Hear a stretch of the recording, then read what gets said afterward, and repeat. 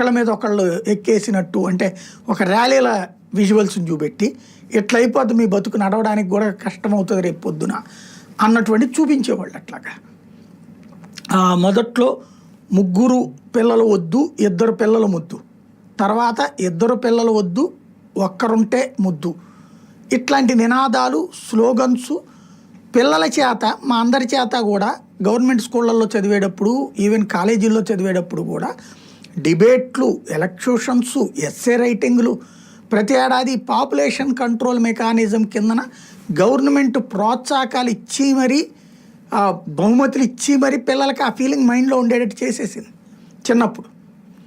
అందుకనినే నా వయసు వాళ్ళు మన వయసు వాళ్ళు అందరూ కూడా కన్నటువంటి సందర్భంలో చిన్న ఒకళ్ళకే పరిమితం, మ్యాక్సిమం ఇద్దరు ఆ టైపులోకి వచ్చింది. దానికి తోడు పెరిగిపోయినటువంటి నిత్యావసర వస్తువుల ధరలు కావచ్చు. ఇంతకు ముందు ఏంటంటే నువ్వు హై రిచ్ అనేటటువంటి ఆలోచన లేదు జనాలకి. అప్పుడు కంఫర్టబుల్ లైఫ్ అని ఫీల్ అయ్యేవాళ్ళు. ఇప్పుడు రిచ్ లైఫ్ ఈజ్ కంఫర్టబుల్ అని ఫీల్ అవుతున్నారు. మనకందరికీ ఏసీలు ఎప్పుడన్నా ఉన్నాయి ఆ రోజుల్లో? సొంత ఇల్లు ఎంతమంది దగ్గర ఉన్నాయి ఆ రోజున? అలాగే ఉద్యోగాలంటే గవర్నమెంట్ ఉద్యోగం తప్ప ఏముందని అసలు ఆ రోజున? ప్రైవేట్ ఉద్యోగాలు ఉండేవి కాదు కదా. ప్రభుత్వ ఉద్యోగాలు 1% మంది కూడా ఉండేవాళ్ళు కాదు. 0.